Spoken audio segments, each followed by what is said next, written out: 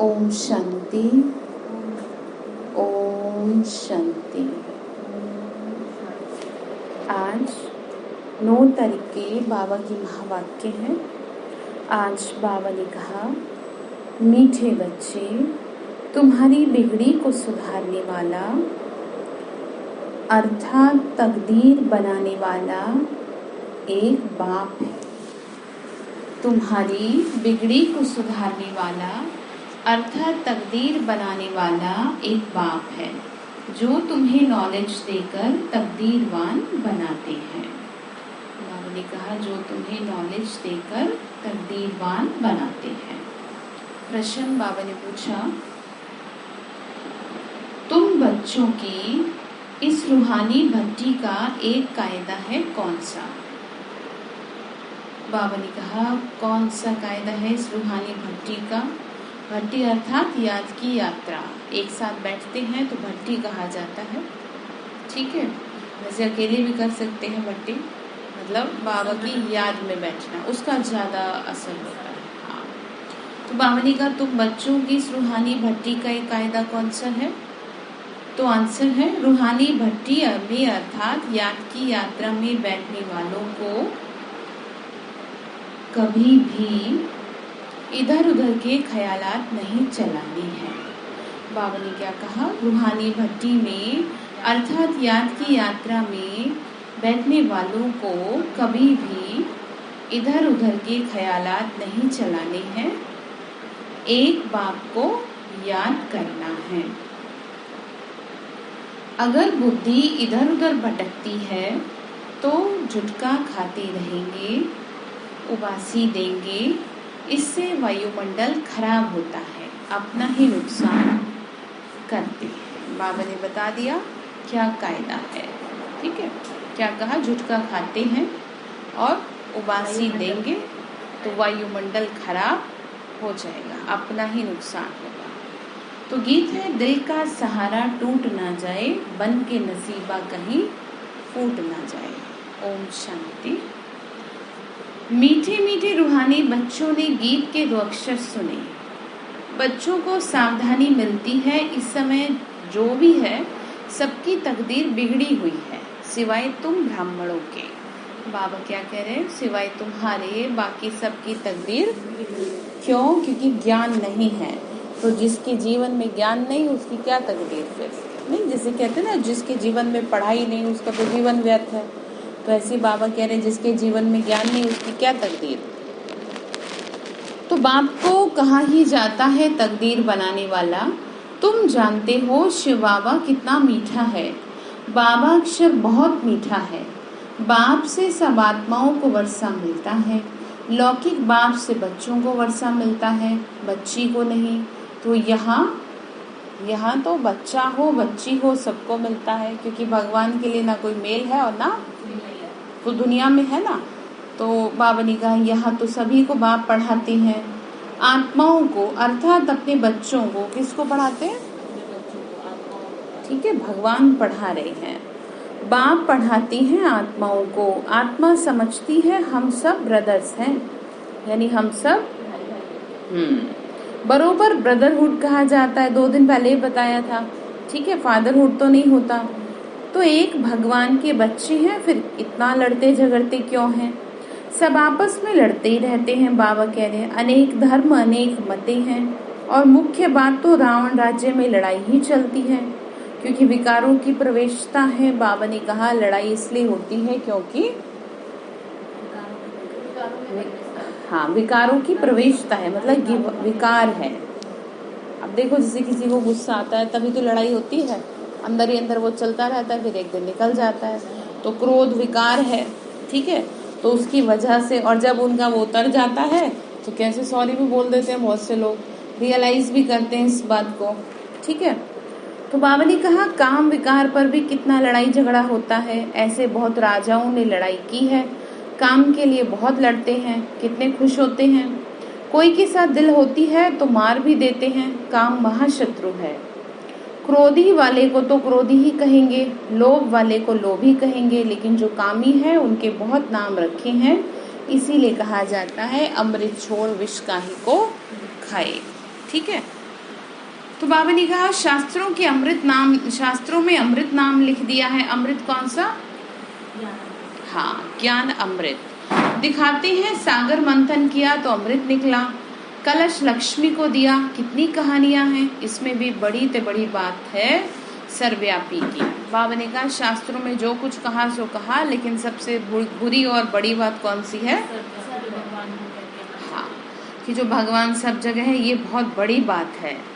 बाबा कह रहे बच्चे गीता का भगवान कौन है और पतित पावन कौन है, प्रदर्शनी में मुख्य इन चित्रों पे समझाया जाता है। जब प्रदर्शनी लगती, मतलब या ये कहो जब 7 डेज का कोर्स होता है तो भी इन चित्रों पे ज्यादा ध्यान दिया जाता है, जिससे कि क्योंकि पूरे ज्ञान का सार यही है। तो पतित पावन ज्ञान का सागर है और उनसे निकली हुई ज्ञान गंगाएं व पानी की नदी व सागर है। बाबा ने का अर्थ समझो कि बाप है सागर, हर चीज का वो सागर है और हम उसके बच्चे हैं। तो हम कौन हो गए? गंगाएं हो गए, ज्ञान गंगा हो गई। मतलब बाबा से ज्ञान मिला, फिर आपने आगे सुनाया। ठीक है, बाबा ने का पतित पावन ज्ञान का सागर, बाबा ने समझाया। बाप ही तो है ना, तो कितनी अच्छी अच्छी बातें समझाई जाती हैं। बाप बैठ समझाते हैं। मीठे मीठे बच्चों, तुमको किसने पावन बनाया? कौन बनाता है पावन? पतित कौन बनाता है? हाँ, तो बिगड़ी को सुधारने वाला कौन हुआ? बाबा।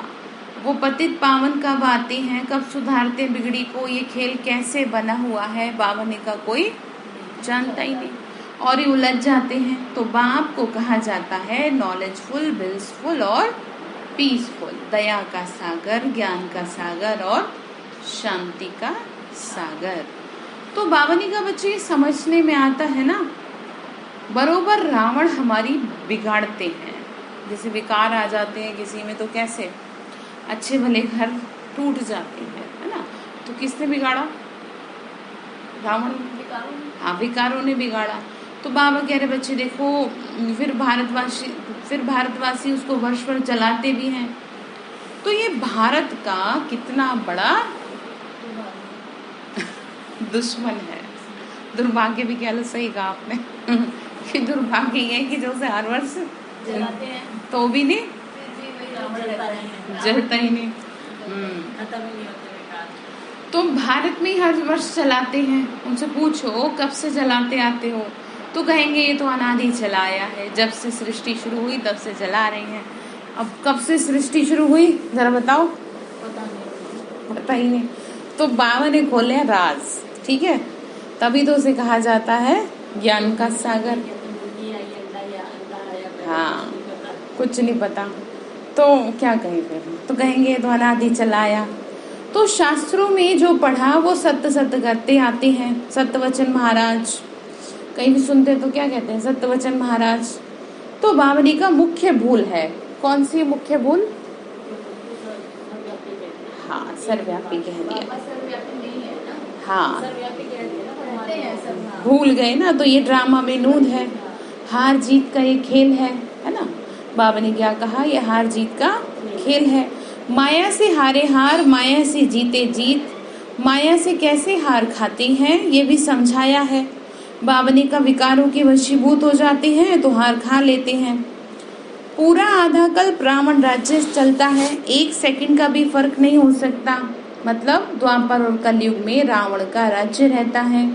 राम राज्य की स्थापना और रावण राज्य का विनाश अपने समय पे एक्यूरेट चलता है। बाबा ने का सब कुछ एक्यूरेट चल रहा है, कुछ भी ऊपर नीचे नहीं है। जैसे कईयों के क्वेश्चन उठ जाते हैं कि ऐसे क्यों वैसे क्यों, तो बाबा समझाते हैं कि बच्चे ऐसा कुछ नहीं है, सब कुछ अपने समय अनुसार चल रहा है। अब आप ये कहो जी इस समय ही दिन क्यों निकल रहा है, इस समय ही रात क्यों निकल हो रही है, तो ये तो पूछना भी मूर्खता है कि ये कैसे सवाल है कि दिन तो निकलेगा ही और रात भी होगी ही। ये तो समय सब कुछ बना हुआ है ना। तो बाबा ऐसे समझा रहे हैं कि द्वापर कलयुग का भी समय अपने आप में फिक्स है। बाबा फिर कह रहे बच्चे सतयुग में तो लंका होती नहीं, वो तो बुद्ध धर्म का खंड है। पढ़े लिखे की बुद्धि में रहता है, लंदन इस तरफ है, अमेरिका इस तरफ है। पढ़ाई से बुद्धि का ताला खुलता है, रोशनी आती है ना, बाबा ने कहा जिसको ज्ञान है उसको रोशनी मिल जाती है। ठीक है, तो जैसे जैसे जिसको ये ज्ञान होता जाएगा, आध्यात्मिक ज्ञान, उसके जीवन में रोशनी आती जाएगी, उसको सब समझ आता जाएगा। तो इसको ज्ञान का तीसरा नेत्र कहा जाता है। बुढ़ियाएं बहुत बातें समझ ना सके, बाबा बोल रहे हैं, इन्हों को एक मुख्य बात धारण करनी है जो अंत में काम आएगी। मनुष्य शास्त्र तो बहुत पढ़ते हैं, पिछाड़ी में फिर एक अक्षर कह देते हैं। कौन सा अक्षर कह देते हैं लास्ट में मरते समय? राम राम। नहीं, वैसे भी कह देते हैं ना, राम नाम सत्य है। आगे क्या कहते हैं? सत्य बोलो, सत्य है। क्या बोलते हैं? राम राम सत्य है, सबकी यही गत है। अच्छा, मुझे तो ऐसा सत्य बोलो गत है। अच्छा, हाँ, तो बाबा ने कहा भले ही शास्त्र वास्त्र पढ़ते हैं, लेकिन अंत में तो यही कहते हैं ना पिछाड़ी में, जो जास्ती समय जिस चिंतन में रहते हैं अंत में फिर वही याद आता है। बाबा कह रहे बच्ची अभी विनाश तो सबका होना है, तो तुम जानते हो ना सब किसको याद करेंगे। कोई कृष्ण को याद करेगा, कोई अपने गुरु को याद करेंगे, कोई अपने देह के संबंधियों को याद करेंगे। फिर बाबा ने आगे कहा बच्चे देह को याद किया और खेल खलास। जबकि याद किसको करना था? भगवान को याद करना था। अच्छा, किसी को भी करो तो सही। तो यहाँ तुमको एक बात समझाई जाती है कि अपने को आत्मा समझ बाप को याद करते रहो। चार्ट रखो किस बात का? कि हम कितना समय याद में रहते हैं। जितना याद करेंगे उतना पावन होते जाएंगे। ऐसे नहीं कि गंगा में स्नान करने से पावन बनेंगे, आत्मा की बात है। ज्ञान सुनते सुनते पावन बन जाएंगे। ऐसे तो बहुत लोगों का परंपरा चली आई है, या नियम कह लो, कि जो गंगा स्नान करते हैं, होता है ना बहुत ज्यादा, कईयों के घर में ये नियम होता है, लेकिन क्या वो पावन हो जाते हैं?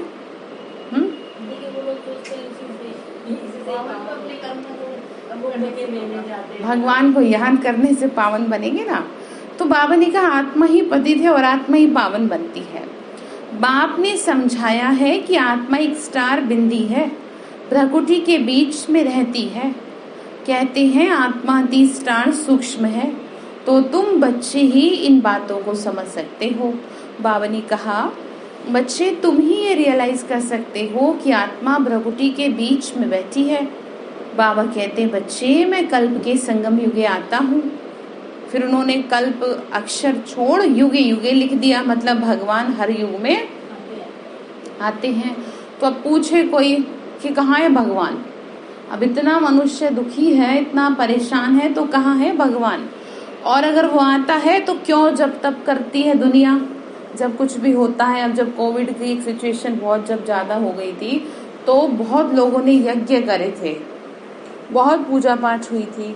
तो अब उनसे पूछो कि जब भगवान युगे युगे है तो फिर वो आप किसको बुला रहे हो और कहाँ से बुला रहे हो और क्यों बुला रहे हो? जब वो आया ही हुआ है तो थोड़ी सोचने की जरूरत है ना, कि आप है ना, कि आया हुआ नहीं, उसे आना पड़ता है। हाँ, तो मनुष्य ने उल्टा समझ लिया है। मैंने कहा कि मैं कल्प के संगम पर आता हूँ, मतलब इस समय जब सारी सृष्टि में घोर अंधियारा और घोर सोंजरे के संगम होते हैं, इस समय आते हैं। तो बाबा ने कहा बाकी युगे युगे आने की तो दरकार ही नहीं है, जरूरत ही नहीं है। सीढ़ी उतरते ही आते हैं। जब पूरे 84 जन्मों की सीढ़ी उतरते हैं तब बाप आते हैं। बाबा ने क्या कहा? इस समय भगवान को आना पड़ता है हमें ज्ञान देने के लिए, पावन बनाने के लिए। बाबा ने कहा ये ज्ञान सारी दुनिया के लिए है। सन्यासी लोग तो कह देते हैं इन्हों के चित्र सब कल्पना है, जो बाबा ने चित्र बनवाए 7 दिन का जो कोर्स है उसमें, परंतु कल्पना की तो इसमें कोई बात ही नहीं है। ये तो सबको समझाया जाता है, नहीं तो मनुष्यों को कैसे पता पड़े? ये तो बेसिक चीजें हैं, इसमें कल्पना की क्या बात है? मतलब ये बेसिक बात है कि आपको इतना तो पता ही होना चाहिए कि जिसको आप पुकार रहे हो वो दिखता कैसा है। भगवान को पुकार रहे हैं और वो कैसा दिखता है तो वो तो पता ही नहीं, तो इसीलिए चित्र का माध्यम लेते हैं। तो ये प्रदर्शनी देश देशांतर में ढेर होती रहेंगी। बाबा कहते हैं बच्चे बहुत भारतवासी बच्चे हैं, है तो सब बच्चे ही, अनेक धर्मों का ये झाड़ है। बाप बैठ समझाते हैं। क्या समझाते हैं? ये सब काम चिता पर बैठ जल मरे। सतयुग में जो पहले पहले आते हैं वही फिर पहले पहले द्वापर से लेके काम अग्नि में जलते हैं, इसीलिए काले हो गए।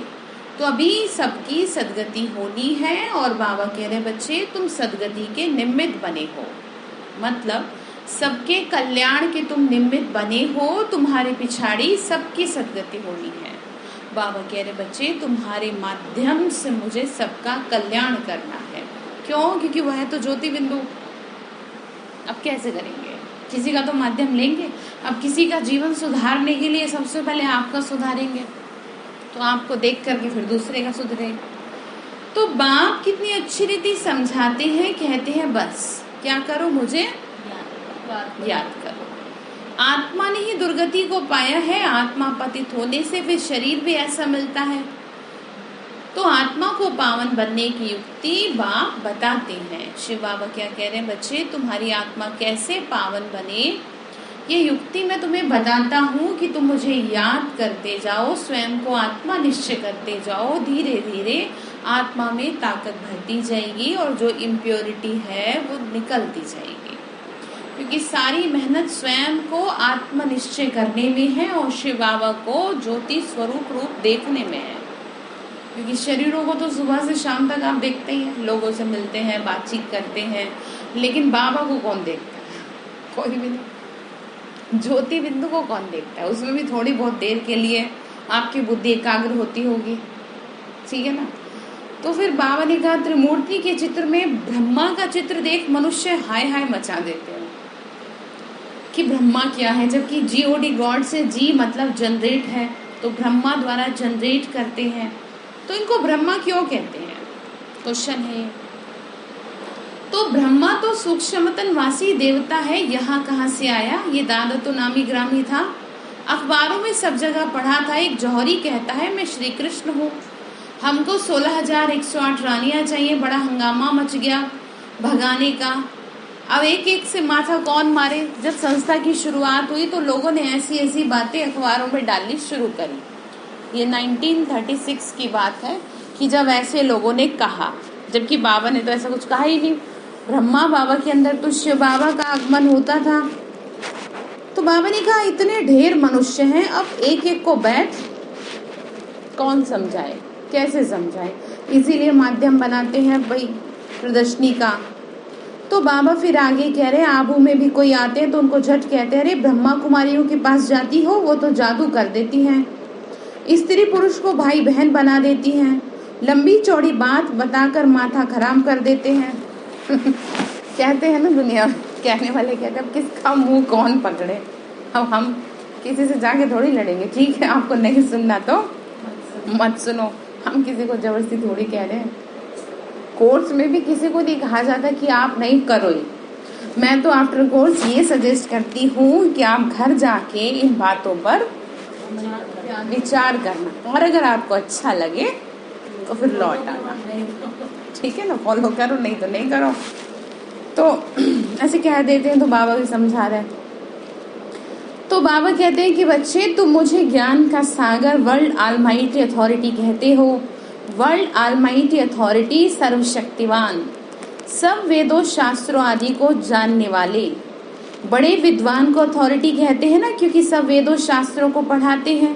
फिर बनारस में जाके टाइटल ले आते हैं महाउपाध्याय श्री श्री 108 सरस्वती, ये सब टाइटल वहाँ ही मिलते हैं। बाबा कह रहे हैं वहाँ जाते हैं ना, वृंदावन में जाते हैं या कुछ भी करते हैं, शास्त्रों को कंठ करते हैं ना, तो फिर उनको जब वो याद हो जाते हैं, हाँ, तो वो गुरु हो जाते हैं। जैसे कोई बहुत पढ़ाई कर ले तो उसको एक टाइटल मिल जाता है, डिग्री मिल जाती है ना। बाबा ने कैसी शास्त्रों को बहुत पढ़ लेते हैं तो फिर उनको टाइटल क्या दे देते हैं, महाउपाध्याय श्री श्री, जो भी है, मतलब क्योंकि आजकल बहुत श्री लगाते हैं अपने नाम के आगे, वो भी ठीक है, जो भी है मतलब। तो बाबा जी का जो बहुत होशियार होते हैं ना उनको टाइटल देते हैं। तो शास्त्रों में जनक के लिए भी लिखा हुआ है। उसने कहा कि सच्चा ब्रह्म ज्ञान हमको कोई सुनाए। अब ब्रह्म ज्ञान तो है ही नहीं, बातें तो सारी यहाँ की हैं, कहानी बड़ी बना दे। बाबा ने कहा यहाँ बैठ के कहानी बना दी। शंकर पार्वती की भी कहानी लिखी हुई है। तो कितनी कहानियां बैठ बनाई। अब कोई पूछे, जैसे अमरनाथ की कथा सुनाते हैं, कोई पूछे, उनसे कहते हैं कि अमर वो कथा सुना रहे थे तो पार्वती सो गई थी, तो कबूतर आज भी वहां है जिंदा, ऐसा कहा जाता है। अमरनाथ की जब कथा सुनाई जाती है, अब कोई उनसे पूछे कि इसका रहस्य क्या है, तो बाबा ने बताया कि बच्चे मैं तुम सबको क्या सुनाता हूँ, अमर कथा, यानी ये ज्ञान सुनाता हूँ और इससे तुम अमर बन जाते हो। अब इस ज्ञान से जब तुम, और ये थोड़ी है कि कोई मतलब पार्वतियां कोई एक ही है, हम सभी पार्वती हैं, चाहे कोई स्त्री है या कोई पुरुष है, क्योंकि भगवान की है ना, इसलिए हम तो भगवान के बच्चे हैं। भगवान के लिए थोड़ी ना है कुछ, ना तो एक द्रौपदी है, ना एक सीता है, ना एक पार्वती है, ना 5 पांडव है। कौरव कह सकते हो 100 1000, सारे कौरव ही कौरव है, ये गिने चुने हैं थोड़े से बस। हाँ, तो बाबा ने कहा ये सारी कहानियां हैं, थोड़ा तो कोई विचार करे। शंकर ने पार्वती को कथा सुनाई, वास्तव में शिव बाबा, शिव, उन्होंने फिर शंकर पार्वती का नाम दे दिया। सुनाई किसने? शिव बाबा ने। भागवत आदि में ये सब इस समय की बातें हैं, फिर कहानी में बताते हैं। उनको ख्याल आया राजा को ये जाके ज्ञान दूं, तो बाप भी समझाते हैं राजाओं को जाकर ज्ञान दो। तो तुम ही थे सूर्यवंशी, और फिर चंद्रवंशी, फिर वैश्यवंशी, फिर शूद्रवंशी। मतलब सतयुग में भी तुम ही थे, त्रेता में भी कैसे तुम ही थे, फिर द्वापर कलयुग में कैसे उतरते आते हो। तो बाबा ने कहा तुम्हारी राजधानी जो है ना वो चट हो गई, मतलब हाँ, तुम्हारी राजधानी समाप्त कैसे हो गई, क्योंकि विकारों के वशीभूत हो गए। तो अब फिर सूर्यवंशी राजा रानी, बाबा ने कहा फिर सूर्यवंशी राजधानी लेना हो तो पुरुषार्थ करो। मतलब आपको सतयुग की बादशाही चाहिए या अपना जीवन सुंदर बनाना है तो ज्ञान को धारण करो, और जो बाबा राजयोग सिखा रहे हैं उसको अमल करो। फिर आके बेहद का स्वराज्य लो। राजाओं के पास भी बहुत चिट्ठियां आती हैं, फिर उनको मिलती थोड़ी हैं। उनके प्राइवेट पोट्री चिट्ठियां देखते हैं, कितनी चिट्ठियां फेंक देते हैं। कोई में भी ऐसी जरूर बात होती है जो उनको दिखा देते हैं, तो कहते हैं अष्टप्पा ने जनक को सेकंड में जीवन मुक्ति का साक्षात्कार कराया। ये कहानियां बैठ शास्त्रों में बता रखी हैं। तो ये भी अब है, बाबा समझा रहे हैं कि अब आप कितना अच्छी रीति बैठ तुमको समझाते हैं। क्या समझाते हैं? एक एक बात का आध्यात्मिक रहस्य बताते हैं, और किसी भी बात का अगर आपको रहस्य ना पता हो, उसका अर्थ ना पता हो, तो उसका कोई मूल्य नहीं है। ठीक है, तो बाबा ने कहा मैं तुमको सब समझाता हूँ, जो समझने वाले नहीं है वो यहाँ वहाँ देखते रहेंगे। बाबा झट समझ जाते हैं, उनकी बुद्धि में कुछ बैठता नहीं है। बाबा चारों तरफ देखते भी हैं, सब अच्छी तरह सुनते हैं, सबकी तरफ नजर रहती है, भाई आपकी बुद्धि यहीं पर है या कहीं और है। हाँ, बाबा ने कहा बुद्धि भटकती रहती है, उबासी देते रहते हैं। ज्ञान बुद्धि में नहीं बैठेगा तो झुटका खाते रहेंगे, होता है ना, नींद आती है। बाबा ने कहा कोई झुटका खाता है तो फिर झट बाहर निकाला जाता है। अपने ही बैठते थे, बाहर का कोई आता नहीं था। उस टाइम की बात बता रहे। तो शुरू में इन्होंका ये पाठ चला, लंबी हिस्ट्री है। शुरू में तो बच्चियां बहुत ध्यान में चली जाती थी, अभी तक भी कहते हैं जादू है। कौन सा जादू है? भगवान के प्यार का जादू। जैसे इंसानों में होता है ना कि कैसे देखो, तो किसी का किसी से स्नेह होता है तो उसके स्नेह के चक्कर में वो सारी गलत चीजों को भी एक्सेप्ट कर लेते हैं। जैसे बिफोर मैरिज और आफ्टर मैरिज क्या होता है, बहुत सारी चीजें आपको पसंद नहीं है, लेकिन आफ्टर मैरिज आप उसे प्यार से एक्सेप्ट कर लेते हो। किसी की आदत पता है कि रोज की लड़ाई झगड़े हैं, फिर भी प्यार होने की वजह से उसे स्वीकार लेते हैं। तो जादू हो गया फिर आप पे भी। किसका जादू हो गया? एक दूसरे का जादू हो गया ग्रस्त में। और यहाँ हमें किससे प्यार हो गया? हमारे ऊपर भगवान का जादू हो गया। अब वाली बात है कि बंदर क्या जाने अदरक का स्वाद। अब दुनिया वालों को क्या समझ में आए जो ये सोचते हैं कि जादू, भगवान के प्यार का जादू हुआ है ना, उसके प्यार ने हमारा जीवन बदला, तभी तो जीवन को भगवान के लिए समर्पित कर दिया, जैसे दुनिया में लोग कर देते हैं। कैसे डेडिकेशन होती है ना तो अपने सुख का पता, ना अपने दुख का पता, सब उसके लिए हो जाता है। गृहस्थ में क्या होता है, यही सब चलता है, मरना है, जीना है, उसी के साथ रहना है, तो प्यार है तभी तो। हाँ, सारी बात देखो, आजकल प्यार समाप्त तो घर नहीं है। तो बात समझ में आ रही है? तो कौन सा जादू है फिर? किसी को समझा सकेंगे कि जादू कौन सा जादू है? वेरी गुड, उसके प्यार का जादू है हम पे। तो परमपिता परमात्मा को जादूगर कहते हैं ना, और जब उसका प्यार हमें मिलता है तो सारी कमियां खत्म हो जाती हैं। तो फिर बाहर वाले लोगों को ये तकलीफ होती है कि ये तो पहले हमारे साथ बैठ के सारी उल्टी सीधी चीजें करते थे, अब क्यों नहीं करते? इन पे तो क्या हो गया? जादू हो गया। तुम बाबा नहीं का ऐसे थोड़ी। तो शिव बाबा कहते हैं इनका बहुत प्रेम है, तो देखने से ही झट ध्यान में चले जाते हैं। वैकुंठ तो भारतवासियों को बहुत प्यारा है ना, कोई मरता है तो कहते हैं वैकुंठवासी हुआ, स्वर्गवासी हुआ, अब ये तो है नर्क, और सब क्या है? नर्कवासी है, सब नर्क में पड़े हैं ना। तो बाबा ने कहा देखो बच्चे, स्वर्गवासी तो कोई होता नहीं है ऐसे, इस ज्ञान से मिलेगा स्वर्ग। अभी सिर्फ ये तुम जानते हो हम स्वर्गवासी थे, फिर 84 जन्म ले नर्कवासी बन गए, अब फिर से भगवान हमें स्वर्गवासी बना रहा है। स्वर्ग में है राजधानी, और राजधानी में बहुत पद हैं। समझ में आ रहा है क्या?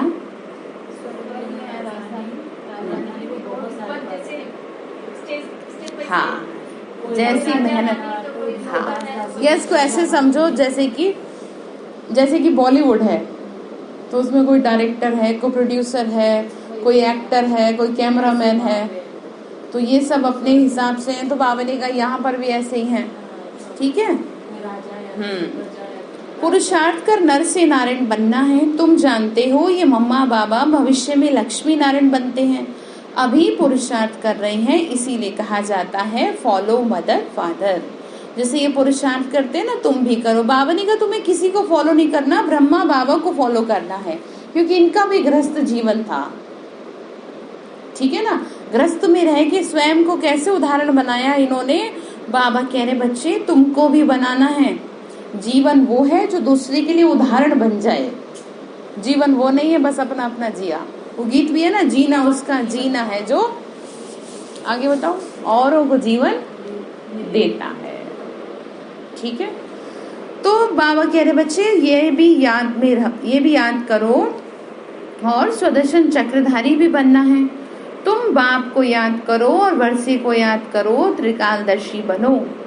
तुमको इस सारे चक्र का ज्ञान है, इसमें तत्पर रहो और औरों को भी समझाते रहो, ज्ञान औरों को भी सुनाते रहो। बाबा ने कहा इस सर्विस में लगे रहेंगे तो और कोई धंधा याद आदि नहीं पड़ेगा। इसका मतलब क्या है, आपकी बुद्धि व्यर्थ में नहीं जाएगी। कल बाबा ने भी कहा था बच्चे ऐसे थोड़ी कि काम धंधा नहीं करेंगे या बैठ जाएंगे, सब अपना अपना काम धंधा करेंगे, लेकिन साथ साथ में मुझे याद भी करेंगे। अच्छा, आपको देर तो नहीं हो रही? अच्छा, भोग दे देना अंदर से, बस वैसे तो 5-10 मिनट की रह रही है ना। अच्छा, मीठे मीठे सिक्के लदे बच्चों प्रति माता पिता बाप दादा का याद प्यार और गुड मॉर्निंग। रूहानी बाप की रूहानी बच्चों को नमस्ते, रूहानी हम बच्चों की रूहानी माता पिता बाप दादा को नमस्ते नमस्ते बाबा नमस्ते। शुक्रिया बाबा, शुक्रिया बाबा, शुक्रिया। तो धारणा के लिए मुख्य सार है, सतयुग में उच्च पद पाने के लिए माता पिता को पूरा फॉलो करना है, उनके समान पुरुषार्थ करना, यानी ब्रह्मा बाबा और मम्मा के समान सेवा में तत्पर रहना है और एकाग्र हो पढ़ाई करनी है। क्या कहा? हाँ, सेवा कौन सी समझ रहे हैं ना, भगवान की सेवा, आपका जीवन बाबा की याद, और आपको अपने घर में रह के भी सेवा करनी। हाँ, कैसे करेंगे? अपने से, और नहीं वो तो है ही, अच्छे वाइब्रेशन फैलाना, घर में सबके लिए अच्छी भावना रखना नियम से, ठीक है ना। किसी भी पर्टिकुलर आत्मा के कल्याण की भावना रखना, प्रकृति को वाइब्रेशन देना, ये क्या है? भगवान की सेवा। दूसरा पॉइंट है याद का सच्चा सच्चा चार्ट रखना, अपने को आत्मा समझ बाबा को याद करना। और क्या करेंगे? देह व देहधारियों को याद नहीं करना। वरदान दिया बाबा ने, सदा साथीपन की स्मृति और साक्षी स्टेज का अनुभव करने वाले शिवमयी शक्ति स्वरूप कंबाइंड भव। बाबा ने क्या कहा? सदा साथीपन, किसके साथ में रहेंगे? भगवान को साथ में रखेंगे, है ना? हाँ, बाबा ने कहा सदा साथीपन की स्मृति और साक्षी स्टेज का अनुभव करने वाले शिवमयी शक्ति स्वरूप कंबाइंड भव। जैसे आत्मा और शरीर दोनों का साथ है, जब तक इस सृष्टि पर पार्ट है तब तक शरीर में रह रहे हैं और जब तब तक अलग नहीं हो सकते, ऐसे ही शिव और शक्ति दोनों का बहुत गहरा संबंध है। तो जो सदा शिवमयी शक्ति स्वरूप स्थित होकर चलते हैं, उनकी लगन में माया विघन नहीं डाल सकती। अर्थात मैं कौन हूँ? मैं शिव शक्ति हूँ। तो वो सदा साथीपन का और साक्षी स्टेज का अनुभव करते हैं। ऐसे अनुभव होता है जैसे कोई साकार में साथ हो। बाबा ने क्या कहा? उन आत्माओं को ऐसे अनुभव होगा जैसे भगवान उनके साथ। स्लोगन है, निर्विघन और एकरस स्थिति का अनुभव करने के लिए एकाग्रता का अभ्यास करो। निर्विघन, जीवन में कोई विघन ना आए, सब कुछ स्मूथली चलता रहे, उसके लिए क्या करो? एकाग्रता का अभ्यास करो। ठीक है? तो बाबा ने आज होमवर्क क्या दिया? कौन सा कायदा है बाबा की याद में बैठने वालों का? कि उनकी बुद्धि इधर उधर नहीं जाएगी, तो बुद्धि को चेक करेंगे। अच्छा, ओम शांति।